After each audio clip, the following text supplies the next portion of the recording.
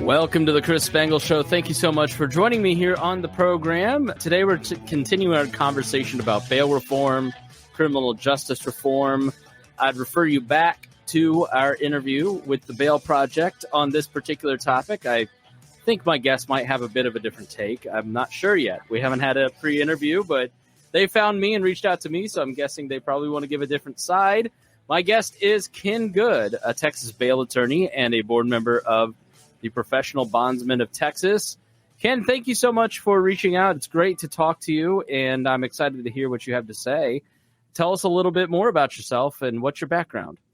I probably have a very blue-collar background. I grew up in a farming town, used to move irrigation pipes during the summers to make some extra cash.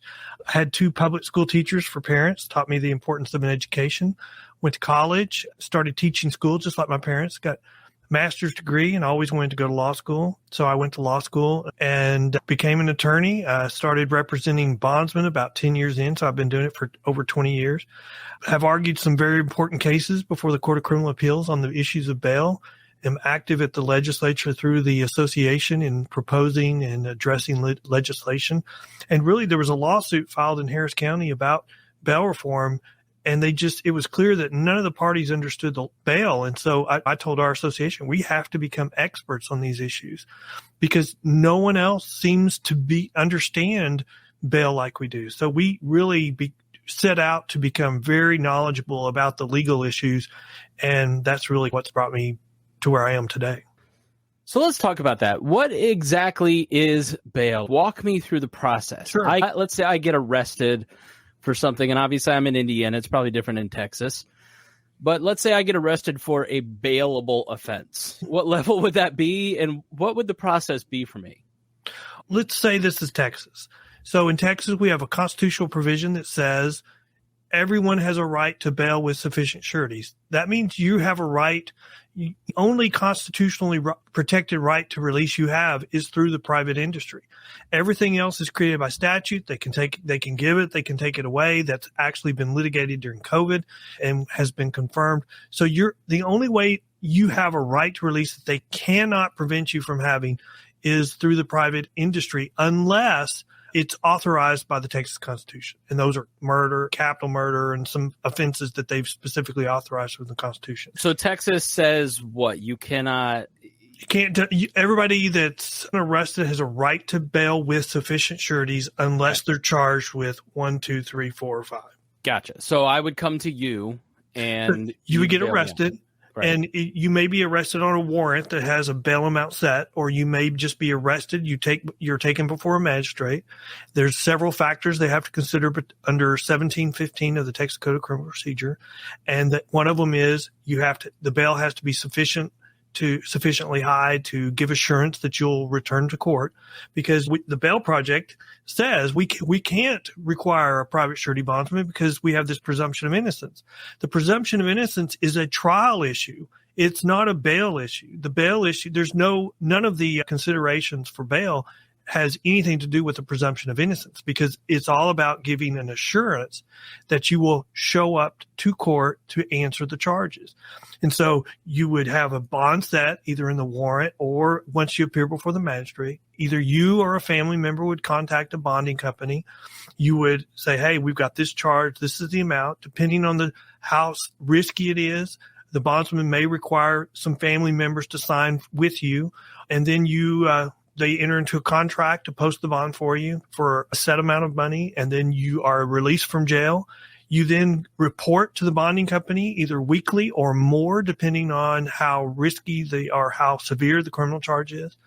And then when you get a hearing notice, the bondsman reminds you to go to the hearing. If you have trouble getting to the hearing, the bondsman will go and take you to the hearing, because that's how they've put up money to get you out that they have to pay a penalty for if you don't do what you say you're going to do. So they're a guarantee of that. But if you fail to show up, the most common issue is people get scared after they fail to show up for court, and so they start hiding. The bondsman is the best thing. One of the really good things that the bondsmen do is they have a relationship with them, so they talk them through coming back more quickly. And if they run, then we actually hire recovery people to go and locate them and bring them back to court or take them to jail, because we have a time period that we get we have to get them back, or we owe the full amount of the bond, and we pay the full amount of the bond many times if we don't do our job. And the concept is we want them back. We want them back as quickly as possible so that we can get their criminal case back on track, because criminal cases are unique. We can't do anything without the defendant present. If the defendant's not there, their case is put on hold. And we want them back. We want them back quickly. That gives justice to the victims, and it allows the criminal justice system to work. I like to say that the bail industry is the grease that keeps the conveyor belt of the criminal justice system running, because we do one thing, we do it very well. We get people to court. Okay, so I get, let's say I've done something really bad, or maybe it's not that bad. I don't know, like, the levels, right? The judge says that my bail is $100,000. Sure. What do I have to pay you? And, like, you have to pay a certain penalty at what point for that particular number? Let's just use that as a target and walk me through. $100,000 bond. It's all negotiation, so it would differ between bondsmen on what they would charge. For example, if you have an attorney, attorneys have a relationship with bonding companies, so they'll give you a discounted rate if that happens because they have a relationship with the attorney. You're less risky of a bond. Is that just because you're working with an officer of the court, or does the attorney actually see some sort of benefit? No, that's because I would say that's because of a relationship between the bonding company and the attorney. He sends work to them. So I think also it's a less risky bond in that situation. If you're arrested in Dallas County, but the charge is in Bexar County, which is San Antonio, if the bondsman in Dallas County would probably see that as a higher risk bond because they're looking after somebody that has to show up in court in San Antonio. So they might charge more. But if we look across the industry, we would say 10% of the face amount of the bond is usually a good measure of what a general fee is. So if we used a 10% as the starting point, it could be lower than that because of other factors, and it could be higher than that because of other factors as well. So on that example, a $10,000 fee would be the premium that's paid, and that could either be paid in Texas currently. You could either pay it in payments, or you could pay it in installments, or you could pay it all up front. Now, we are having a discussion about that, whether we should be required to have that paid up front before they're released from jail.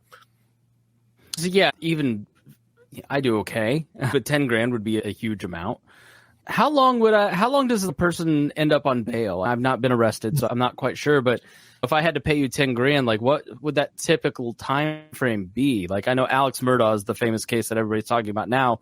It's been 2 years since the murders of his wife and son. So I know it takes a long time, but what would generally the time frame be for someone out on bail? Depends on the county or the jurisdiction, especially now that we're coming out of COVID, because the backlogs when the courts were shut down just grew exponentially. No cases were being resolved, but new cases were being filed. And so the backlogs are really high. I was at a hearing in Austin before one of the committees in the Senate, and the Harris County DA was testifying, and she said that currently it's 4 years on a really bad case from the time of filing to get it filed. That's one of the problems we're having. You're seeing a whole lot of cases being dismissed, or it's taking 3, 4, 5 years to get it to trial because of COVID. That's insane. But yeah, I've been going through the medical system. It's not much better. How willing are you to work with, obviously an attorney is expensive, right? The Bail Project, where we did the interview, dealing mostly with people who are economically disadvantaged, not me, not somebody who would afford a lawyer and just figure it out and maybe my family would help me, but people who are just really hard up, and especially disproportionately affecting people of color. If I came to you, what's your argument against that? This really seems to affect people in lower income brackets. So how does the bail industry take that into account, the disparities as well as the income issue? We deal with that every day. We deal with risk assessment on evaluating individuals. Most of the time, we're not dealing with the defendants. We're dealing with the family members. We're dealing with extended families. When I I think that the Bell Project is misguided. I disagree completely that there's a disparate treatment, because I think we have an inner city crime problem. And I think that's the explanation for why we have a greater makeup of one racial group because we have a greater makeup of that group in the inner cities. Other groups that can afford to move out have moved out, but we've got schools that have failed those groups. We've got crime that's just incredible. We've got drugs that are terrible there. Families have failed. No families stay together, and they have no economic opportunity now. And so we're creating a cesspool that is just making more and more criminals. And I don't think it's a racial result. I think it is a demographic inner city crime problem, especially with drugs and gangs. I'm not meaning to be disrespectful to a guest, but aren't you a part of that problem where the Bail Project looked at it and goes, you're profiting off of it. You're making the lives harder of these folks. How would you respond to that? We're making the people. Okay, so let me walk you through the people that are getting arrested. The people that are getting arrested, first-time offenders, they're getting released. They're not getting required to post a bond. They're just getting released most of the time now. And so when someone who's been arrested multiple times, charged in the past, then, you're just like you have friends, you have family members. The first people you're going to chase away are your friends. They're the first one. They're going to help you a couple of times, then they're going to abandon you. Your family is going to stick with you the longest. I keep telling my daughters that you may have peer pressure, but your family is going to stick with you longer than anybody else. And then there's going to be a point where you've committed enough crime that those people, even your family members, going to no longer come for your call when you have been arrested 3, 4, 5, 6 times. The Bail Project has found those are the people they're getting out of jail. I think that when you look at the charitable bail organizations, they were created because of protests, and there was a large call. They're going to need money to bail out first-time offenders, and that didn't materialize. So we have a large amount of money that's, I would say, looking for a problem that never happened. And so they're ending up bonding out people that are in jail, that their families are no longer even reaching out to them. And so they're bonding out the most dangerous people that need to stay in jail, as they found in Las Vegas when they bonded somebody out and they ended up killing somebody. And so that organization is now being sued by the family for bonding out that person out of jail. Yeah, that's one of the reasons the Bail Project's no longer allowed to operate in Indianapolis, is that they bailed someone out, and then I think they shot or killed a police officer. A murder was definitely committed by somebody who had been bailed out by the Bail Project. Go ahead. I think the situation that you mentioned is caused a bill to be filed to limit the dollar amount of bonds they can file. The premise that they say is they want to help the indigent, the people who are stuck on low-level crimes. And so the Indiana bill said, okay, that's what we're going to limit you to. We're going to limit you to misdemeanors less than $2,000. And they criticized that bill. And I think there's a lawsuit pending that was just argued at the Court of Appeals in the last few months saying that they should not have that limitation. I do not think the Bail Project, respectfully, they don't have 200 years of experience of getting people to court. They just assume that we as the bail industry, or my clients as the bail industry, all we do is just get people out of jail, and that's all you have to do. Everybody's going to go to court. I think the pandemic proved that to be absolutely false. There's a reason why all of these other groups have 2 or 3 or 400 times the failure to appear rate than the private industry has. So we get people to court with a failure to appear rate of 10% or less.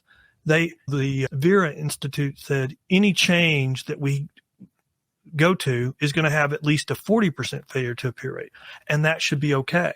The problem is a 40% failure to appear rate cripples the criminal justice system. We already have people who are overworked and don't have the time to address the cases. Can you imagine every week if you had 1,000 cases filed, 400 don't show up, and that exponentially increases every week because you've got to move those cases to the next week?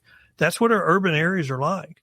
And when you say it's okay to have a 40% failure to appear rate, look at Harris County. Harris County currently on misdemeanor cases has an 80% failure to appear rate. That's Austin, right? That's Houston. Houston, okay. And you can find that statistic at harriscountycourtwatch.com. And they're not even saying that's wrong. They're just saying, hey, that's okay. We're just missing a bunch of those cases. And so that's the argument that the Bail Project, when I did the interview and I pushed him equally as hard, saying without some sort of cash retainer or some sort of person like yourself consistently pushing, how do you expect people to get back to court? They didn't have the numbers that you had in terms of the failure rate. But their argument was you can't just skip out on court. You're eventually going to be found out, and you also have to pay this money still. The logic is that you've got to come to court no matter what. Yeah. You're going to have warrants out. What do you say to that? But that's not what we're seeing in California, in New York. That's not what we found in our statistics in real life. What happens is people don't come to court. And like in Harris County, they entered into a settlement of a federal lawsuit where they had to miss court 3 times before they could do anything to them. And then so many people were missing court, they started waiving your obligation to come to court. And so you don't really have to come until the very end, and then nobody came. So they just end up dismissing the case. And as a result, you start sending message to defendants that this is a green light to commit more crime. And like in Harris, California, they had a proposition. They said, you know what, we're going to change some crimes that are felonies currently for theft, and we're going to move them to misdemeanors. And this will be good for the defendants. They'll be able to find more jobs. They'll be able to go back into society, and this will be good for them. So they did a referendum, and it passed. But the problem is then in our urban cities, the prosecutors decided we're not going to prosecute theft under $950 anymore. And what impact has that had? That impact has been stores have closed because they can't sustain $25,000 a day in shoplifting. And then we have businesses closing because they no longer think they can provide a safe environment in the inner city for their employees. And who's getting harmed by that? The very demographic that you're saying that they're getting a disparate treatment in the jail. That's the group that's getting hit the hardest in these inner cities by this rising crime. And I think that the argument that, oh, you can't just avoid court. Yeah, that's what we're seeing. We're creating chaos. And the only way the courts can respond to chaos is either just dismiss cases or buckle down and work their asses off. And right now in Harris County, they're just dismissing cases. In August of last year, they provide a report every month of their dismissals of misdemeanor cases, of their resolutions of misdemeanor cases. Over 90% of them were dismissed for the month. Now, 90% of your cases are dismissed. That means either you're picking on them or you're throwing up your hands because you can't get them resolved any other way. Yeah, because you have a constant number being added to the conveyor belt. Yeah. I live in Indianapolis, and I live kind of downtown. I'm about 20 blocks north of the Monument Circle. And I had about $1,500 worth of stuff stolen out of my garage, my beautiful Big Green Egg grill.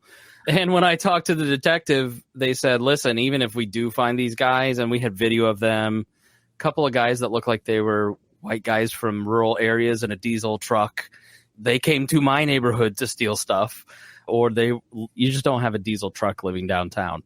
And they said the prosecutor's just not going to do anything about it. So even if we find them or we have leads, just don't expect anything. Don't expect to get your stuff back. And it's why a lot of my neighbors had the Republican, there's a phenomenon in where I live where it's a pride flag hanging out front and the Republican prosecutor's yard sign in their yard as this race buckled down. Now, of course, the Democrat ended up winning, but it's a very real issue is petty theft, and that's felonious theft. But that happens all the time around where I am. I got locked out of my house today, and all my friends were like, why don't you leave a key hidden under a rock? I'm like, are you kidding me? So it does make now these are very small concerns compared to 10 blocks east or west of Well, wait, but let's move that concern to Texas. Okay. So we have the Castle Doctrine in Texas. And so what I'm going to tell you is where we are is not sustainable, because let's move that to, okay, so in Smith County, where I live in Texas, someone is walking off with my green egg, and I drive up and I pull out a gun and I shoot and kill them. I can even shoot them in the back.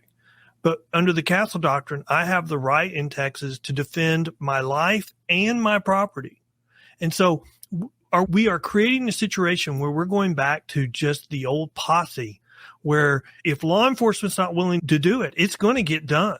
Either it's going to be vigilante justice, and that's why I keep saying it's just not sustainable. Because in my example, while they would not have prosecuted the defendant for stealing your stuff, they're not going to prosecute you for killing the guy for stealing your stuff. Yeah. So it just evolves and becomes worse. How do you balance this concern? How do you see it as somebody who works in this day in and day out? The concern that, I'll be very honest with you, you put somebody into the criminal justice system here, you've got all the different fees, I've got to pay you, I've got to pay the courts. If I get out on probation, I've got to pay them. And the people who are poor just don't have the same advantages as the rest of us. And going to jail for drug possession and some of these other things, it starts them down a path of recidivism, and it disproportionately affects all these different communities.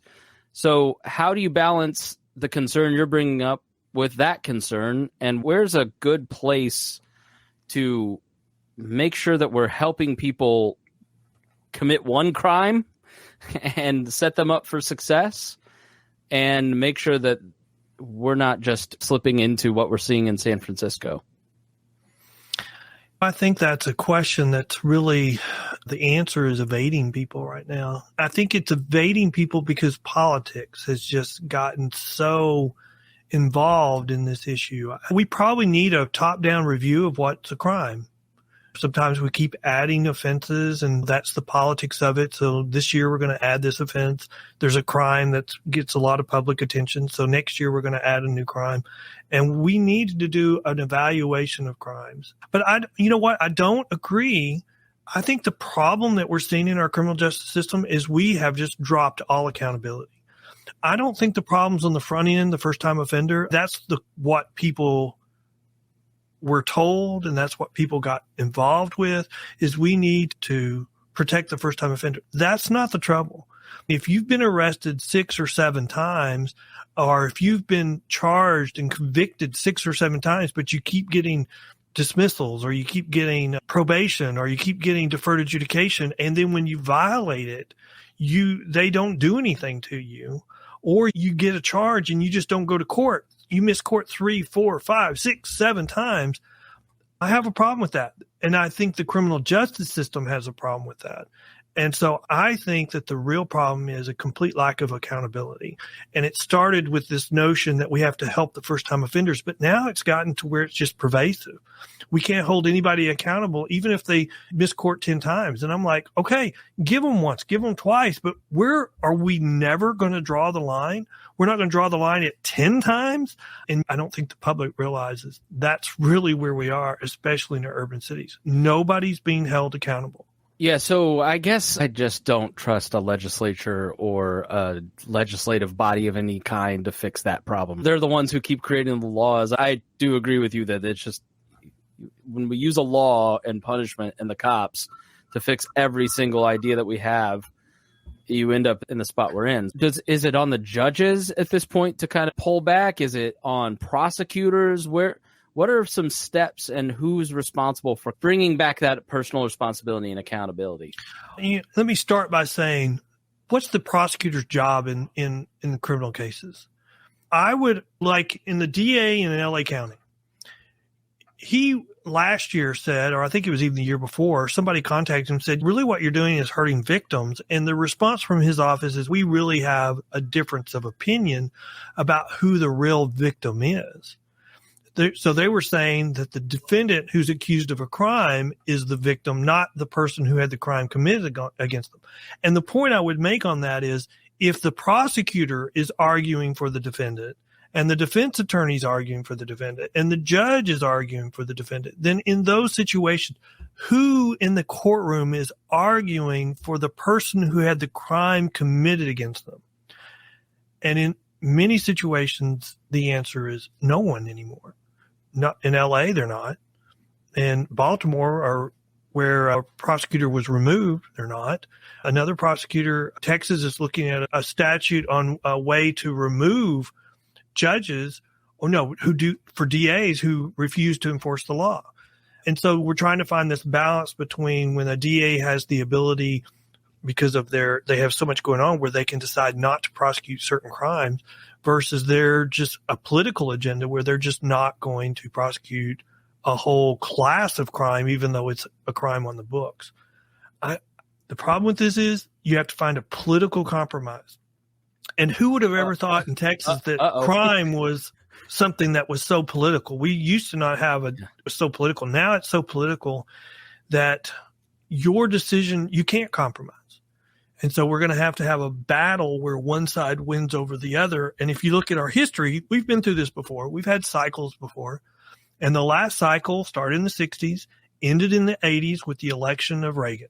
That may be where we're headed now. We're going to we've going through a cycle right now where we're pushing to the left and we're getting a backlash. And what we're doing right now is not sustainable. And so there will be a correction, and there will be a correction because we cannot sustain what we're currently doing. Texas, you have some of the biggest blue cities in the entire country, which is why it's becoming a purple state. Really, Indiana is a lot more of a you lot think more. Texas is a purple state? The governor usually wins by 12 points, 13 points, and that's really not a purple state. You'd know better than I would, but when you look at Austin and Houston and San Antonio and the population and the size of these suburbs that are starting to grow, I see a lot of division in Indiana. Indianapolis and the suburbs are like 30% of the state. So we have the same thing where the governor and the legislature usually wins out. But that sets up exactly what you're talking about, where Ryan Mears, the Indianapolis prosecutor, says, nice abortion law you have there, I'm not going to enforce it. Nice drug law you have there, I'm not going to enforce it because I have no state Democratic Party to back me up. And I imagine that's what you're seeing in Texas, and that's only going to intensify until Marion County somehow, which is 70% Democrat, will elect a Republican for prosecutor, or we're just going to keep going down this road. Right now, we're having a fight between Harris County and the state legislature over who sets criminal policy for the state. If Harris County really wanted to make an impact, a really good impact on bail reform, they could have enacted some policies which are similar to what we've discussed or what they keep pushing or what the bail project pushes. But if they layered into that a very strong accountability, it would have been successful. They could have used it as a model. Instead, they go to Indiana and argue, or Ohio and argue, you should adopt the Harris County model. It should be the model for the nation, and it has an 80% failure to appear rate on misdemeanors. And you just take that, all you say is, go to this website. Do you really want this to be your model? And then it gets rejected. Yeah, we have a lot of different laws that are being imported from various places like that are being argued, and that's one of the arguments against organizations like ALEC, which is a conservative group that helps the state legislators. And McDonald's, it puts you on that conveyor belt of laws instead of local legislators thinking about local problems in a local way and discussing with communities. It's just taking templates. So I'm in full agreement with you on that. So let me pick apart the prosecutor thing just a little bit more, because if I have a police officer friend on IMPD here, he says libertarians are always going on about how, why is this person in jail for pot when Brittany Griner gets out of jail in Russia? And he argues, like, we haven't arrested anybody for less than 10 pounds of pot in 10 years. We're just not enforcing that because we have so many other crimes as we grow. Our resources are set at the 20 years ago levels, but Indianapolis has exploded. We don't have the ability to have those lesser concerns. So shouldn't a prosecutor have some discretion in what they charge, or is that not what's going on? It's not the low-level pot stuff that we're talking about. It's something much more insidious. It's what's going on is more insidious. Since the bail reform movement has taken hold in Harris County, capital murder is somebody that does not have to be released on bail. And between capital murder, the Crime Stoppers is tracking in the last several years 180 people who've been released on bail for capital murder or murder and then committed a second murder. And so it's like you get one free murder in Harris County before you're going to be held in jail. And so I think we're getting this pressure where it's just We can't even agree on the law anymore. I've heard judges in Harris County say that's what the Constitution requires. If they say they can't afford a bond, then I have to release them on what they say they can afford. That is not true. That is not a correct statement of the law, but that's what they quote as the law to support what they're doing, and people believe it. If you're in jail and you have a criminal history, you're no longer there because you can't afford it. You're there because we set the bond amount based on the risk, based upon all those factors. One of them is your ability to pay, but also criminal history is a requirement. And if you've got a criminal history, you can't say that you're there because you're poor. You're there because you have a criminal history. Right. So so in Texas, let me make sure I get this right and I understand it. You constitutionally now can be let out if you can't afford a bond? No, you have all these factors that the court has to consider for setting bail in 1715 of the Code of Criminal Procedure. One of them is your ability to pay. The one that we added to the statute last session was your criminal history, which you would think makes sense. You would think that it's always made sense. You want to look at their criminal history before you let them out of jail. The problem is we didn't have a database system that would allow you to look at their state criminal history. You could only look county by county. So we've implemented those changes. And there's other factors, the seriousness of the crime, the risk to public safety. To me, the biggest factor in releasing somebody from jail is your criminal history. Yeah, so why do they let somebody out who's murdered somebody? How does that happen? You've just had all this change in policy and you're being told you can't hold people. And we have a judge who's released 2 people on $1 bonds who has extensive criminal histories. And he said the reason why he was doing it is he didn't agree with the change in the law from the legislature to require criminal histories to be reviewed and limiting PR bonds or personal bonds. So it's just politics. And some of those judges got reelected because of the demographics in Harris County. Some people would argue for other reasons. But you know what? I just don't know. I've never seen a situation where identity politics overcomes public safety. I was thinking this last election, public safety would overcome identity politics, but it didn't in some areas. But it was close. Even in Harris County, it was close. And so you see the beginnings. You even see the president of the United States starting to blink on crime because he says that he will not veto if the Senate overturns the crime reform that the D.C. Council just enacted. The House has already overruled it. The Senate is expected to overrule it. And then there's been this big outcry because he says he will not veto it. So you're starting to see the Democrats blink on crime. So I think that the numbers from the last election, the underlying numbers that they're looking at says crime is a big issue. And I do think crime is a big issue. And that's why I keep saying it's not sustainable. So we have to find a solution. And if we don't find a solution that works for everybody, then the backlash is going to hurt the people, these very groups, the people supporting Black Lives Matter. It's good. The backlash will decimate them and they won't like it. But right now they just won't. They're unwilling to find a compromise. So what would you say that compromise is?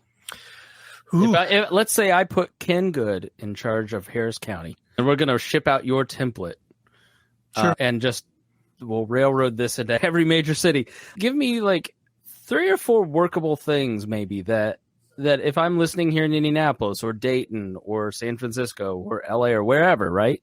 What should I be watching out for, and what should I be advocating for in terms of change?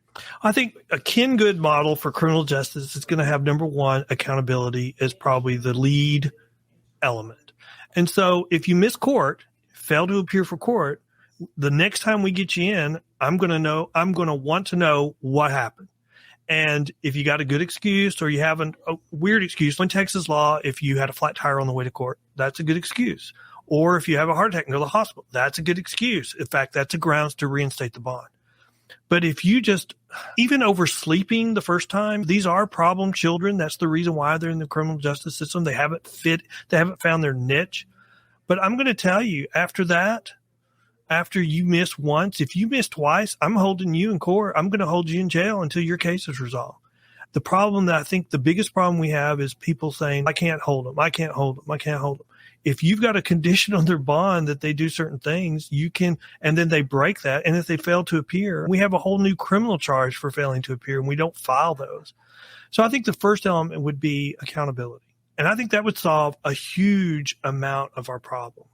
Because once people start realizing that if you don't show up for court, there will be consequences, people will start showing up for court. And once you start getting people show up for court, then you can start getting cases resolved. You have to have at the beginning, you got to push cases to trial. You have to quit giving just over and over, reset. You have to start pushing cases, and you have to start denying resets. And so that's not rocket science, but I think what we have is a complete lack of accountability now. Can I ask you on the recess thing or reset? Do these cases just keep getting delayed for some ideological purpose, or is it just the continuances get granted? And are they trying to fix some world problem, or is it just a lack of ability to get these cases done because of COVID stuff? Okay, so the easiest answer is sometimes we're waiting for lab results. Drugs, and I'm not talking about marijuana, but our heavy drugs, they've got to go be tested and come back to be proven to be illegal drugs.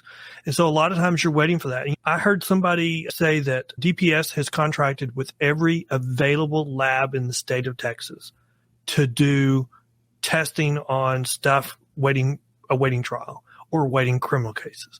And somebody had a grant, or a DA had a grant, so they could go out and try to do a contract with a lab so they could get their cases to move faster.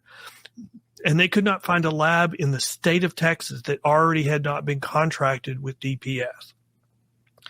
And so I think another problem we have is that we've got to get the behind the scenes stuff. And let me just say, there's some unintended consequences of the things we've done in the past. We've now made body cams, all have video. We store it. But do you know when a criminal case gets filed, then we have to organize it. We have to download it. We have to make it available. And you think, oh, that's easy. Not on 10,000 cases. And so we have created this bureaucracy of getting stuff and then having to keep it and organize it. And that's making it really difficult for cases to proceed quickly. And then I think another problem we have is the defense attorneys have learned through COVID. Just say no. Delay, and then they'll eventually dismiss your case, because defense attorneys know justice delayed is justice denied. And sure, they want to delay it. They're into it. Let's delay it as long as possible because your chance of getting your case to go away is greater. And so we have to fight that. But if I was going to say what else is there? I would encourage more people to use the private industry. And that sounds okay, you're just pandering to your industry. But if my industry has a 10% or less failure to appear rate, everybody else has a 40% or higher, and that's what the Vera Institute says is okay, then my backlog is going to increase just by the type of release I use. So I'm going to use my discretion, and I'm going to give it to people, and I'm going to give it to them for the people who I think are poor. And I'm going to give it to them the first, maybe the second time if they have a good reason why they missed court. But I'm not giving it to anybody else because of the impact it will have on my backlogs. And if you really want to be really cruel, don't ever give out a PR bond, and you don't even have to work harder, and your backlog will come down slowly. But that's not what the system's made for. And the final thing I would do is I would set up some type of system like a bail schedule so that if you're arrested, you're charged with this crime, you can be diverted away from magistration so that me or my magistrates can spend that extra time they have truly evaluating whether someone's poor. Because right now, they don't do it to anybody. Everybody's coming to magistration, and they don't have time to differentiate. And so that creates chaos creates Just to clarify, so you'd like to see a little bit more time where a magistrate is like what, an assistant judge who helps you evaluate the bail, or is it the judge? Or explain magistrate. It's really weird, but magistrate can be anybody in Texas from the mayor all the way to the Chief Justice of the Supreme Court. That is somebody that you go before when you are initially arrested to be told your rights and to have bail set. And so a magistrate can be any judge, but there's also in our inner cities, we hire magistrates. That's all they do. They do when you get arrested, you go before a magistrate, and that's all they do all day long is see people who've been arrested at the start of their criminal case. And that's what I'm saying. If we're going to set up a procedure or Ken's World in the inner cities, I would direct my magistrates. I would set up a procedure to divert as many people away from magistration as I can, because with the bail schedule, so if they can afford it, then the magistrates have more time to evaluate when someone says they're poor. I don't see anything wrong with that, and the courts have held bail schedules constitutional. I think that the reason why we have opposition to it is they want to create chaos. Chaos creates greater opportunities. I would argue in our inner cities, if we were bought and paid for by organized crime and gangs, would we be doing anything different right now than we're currently doing? Yeah. And I would argue no.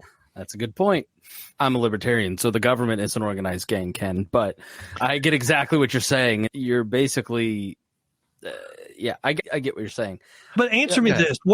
As a libertarian, what is your position of what's going on in Portland where we're seeing the result of decriminalization of all heavy drug crime, any drugs, and we're seeing overdoses, we're seeing deaths in numbers we've never seen, and nobody seems to even care.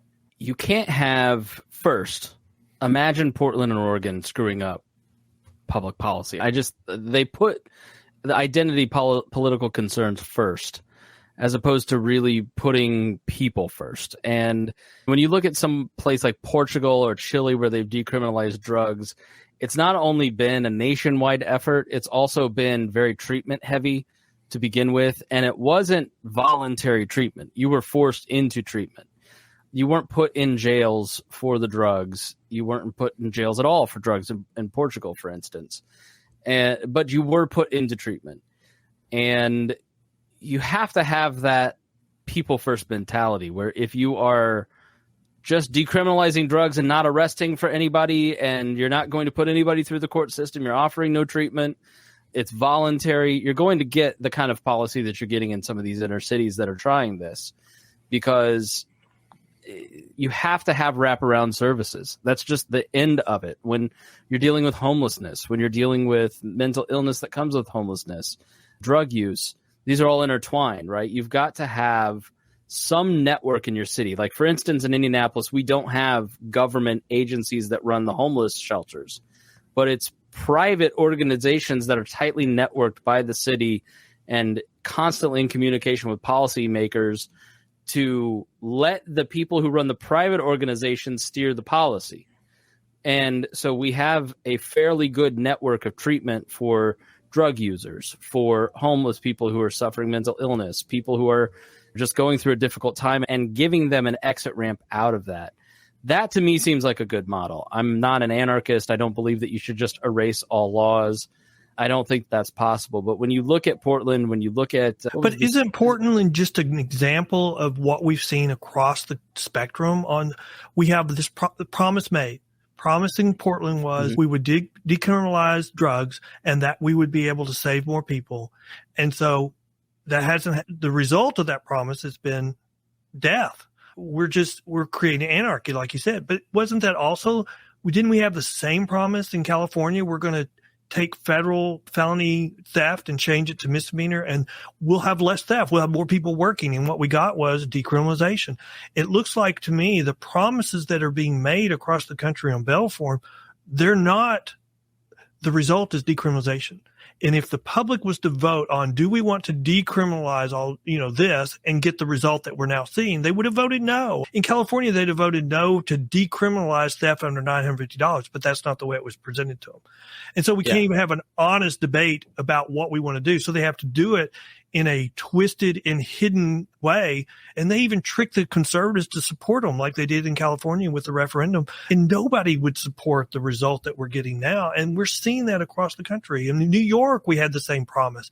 And any promise like on bail reform turns into decriminalization. That's what we're seeing. Yeah, you're ironically seeing from big government progressives the argument that classical liberals like myself have against anarchy, right? So the arguments that libertarians will have is that you just are going to collapse the government, turn everybody loose, and there's not going to be like that's a good point. Seeing from big government progressives an anarchy essentially that libertarians try to fight against, because you are putting these identity political concerns ahead of good policy. And I totally agree with you in that the people that I live around, they want good policy. They want good outcomes. What I think at the root of why kind of most people go along with identity politics and leftist talking points is that they want a person they don't know to be okay. And they're willing to look at it and go, if I were ever arrested, this Ken guy is just going to be a total jerk and he's going to charge me all this money and he's law and order. And I want them to have a second chance. I think the left is very good at storytelling, especially in some of these situations. And the storytelling doesn't actually fit the public policy. And so then 3 to 5 to 10 years go by and everybody goes, why is Walgreens not in LA or San Francisco anymore? Oh, it's because of this. Or why is Walmart closing down everywhere? And it's because the story isn't matching up to the actual policy. What you're getting when you have politicians who are trying to move up the ladder, making decisions on where to actually enforce the law or not, is a functional anarchy. And I do agree with you that. Libertarians, classical liberal libertarians, first and foremost, it's the rule of law. Democracy in the Democratic Republic, you have a legislature pass the law and it's debated in the legislature, and then everybody up and down the line has to respect the rule of law.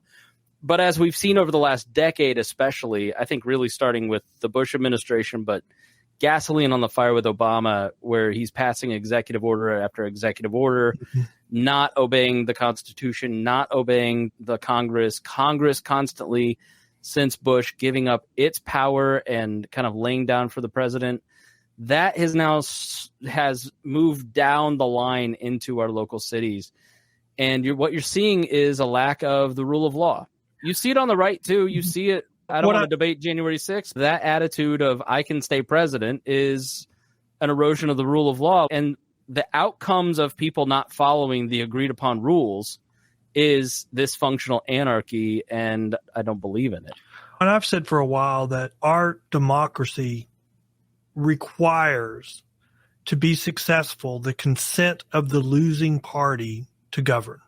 Yes. And we have not had, for several election cycles, probably more, the consent of the losing party for the majority to rule. The election was stolen. And even back when, even predating Trump, the election the winner was illegitimate. And now you're seeing it where if you don't rule the way I want you to rule, then I'm going to delegitimize you. We're seeing that with the U.S. Supreme Court.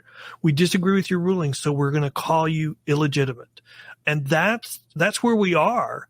And it's really hard. Who do you listen to in that situation? Because when every comment, every talking point is based on politics instead of what's good for our country. I remember a time, I'm so old, I remember a time that a politician would rather lose than do certain things. I don't think we live in that time anymore. No, we live in using politics to get yourself on Fox News, to get yourself to be governor. I mean, there's a guy here in Indiana who's running for Senate. His name's Jim Banks. The Jim Banks that I knew in the state Senate was an amazing, honorable, thoughtful person. Fox News Jim Banks is just awful, right? And I'm not just beating up on the right. It's analogous on the left, like we've talked about. But it goes back to those fundamental core principles of respecting the rule of law and holding people accountable for their decisions. And if you commit a crime and it's a crime, you should be prosecuted. I do think there should be some prosecutorial discretion. I am dismayed to hear that murder is just legal in Houston because of prosecutorial discretion going awry. But yeah, a guy like Ryan Mears wants to move up the ladder. He wants to be mayor. So he's going to. Isn't the whole problem we've really stopped all accountability, even in politicians? If you're in the right party and we only have several votes cushion, and it really doesn't matter what you did. You can see it on the left, you can see it on the right. Currently, there's a guy in the House from the right that is being really criticized for his resume and stuff like that. And nobody's really. There was a period of time where everybody was held accountable. If you did something, then your party was going to take action against you because they were going to self-police. Right now, I would say that our friends on the left are only self-policing if it's an issue involving women. Otherwise, they're looking the other way. And for a period of time, it was only the right that was holding politicians accountable. And you know what? They lost ground because of it, and because they were the only party. Now, I don't think either party is holding their people accountable unless it just becomes toxic. Look at the way that Trump has humiliated the Republicans, and they've gone, "Thank you, sir. May I have some more?" I think you're right. No, you got to be careful with that. I don't know if it's exactly Trump's the case. Core supporters do not agree with that statement, and that's the problem. I mean, and his core supporters, look at CPAC. He was 60, 70% CPAC. Because the only people going to CPAC now are Trump supporters. His core supporters still have enough votes to get him the nomination. It doesn't mean they're right. The inability of Republicans over the last 8 years to enforce their own norms and values on him and his movement have led to Trump being the Republican Party and no one left to hold him accountable to where he can say, I'm just going to stay president. I think we don't need to be talking Trump, but Trump's biggest issue is he's not a politician, but he's been a politician long enough to say he's not a politician. His biggest problem is if you poke him, he's going to poke you back no matter what. And that's just his personality. If you look at his policies, you would come to a different conclusion, but he is a certain personality type. I mean, and you know what? The people that have taken advantage of it are the Democrats. The ones who want him to become the nominee for president the most in the next election are the Democrats. He lost 2020. It was an easy win. Yeah, I would agree with you completely. I think Ben Shapiro had an analysis that was exactly right. For a long time, the Democrats, because they don't get held accountable in the media, do whatever they want to do. And the Republicans, through the Tea Party years, held on and said, these are our values. We're going to just grit our teeth and bear it. And then when John McCain was a racist and Mitt Romney was a racist and misogynist, then they just went, all right, here, you can have Donald Trump. And then I would go further than that. We have now created this period of time where it's all identity. You cannot vote for that person because of your identity. Your identity you can't support. I'm going to tell you, DeSantis, if he picks up steam, it will be called worse than Trump. Any Republican after Trump will be called worse than Trump because of identity politics. Yeah. And until we figure out how to get around that, it's toxic for both parties because the people who get in power on the left are not held accountable. They feel like they can do anything they want. That's not good for the country. And then we have good people who would require the other party to moderate, can't get elected because of identity politics. And so it's taking our country to the extremes and not requiring any leader to compromise. And so that's from the very top all the way down to the state level to the county level. Look at Harris County. We all agree there's a crime problem. We all agree that what we're doing currently is not working. But we've got a proposal, or Ann Johnson, a representative from Harris County, has filed a bill to increase the number of courts in Harris County by 8 so they can handle this backlog of 1,800 capital murder cases pending. And you know what? The Commissioner's Court won't approve a resolution that they'll fund them because they don't want to lose control over the political issue of crime in Harris County. And identity politics is being toxic to criminal justice reform. It really feels like nobody wants to be the bad guy. You know? I don't even think that. I think it's you can't vote for the other side. You can't vote for the law and order candidate because of your identity. And so that's pushing the other party further and further left because they feel like they can't lose and there's nothing they can do. And so they might as well just go whole hog. And so, again, it's not sustainable. It will cause a backlash.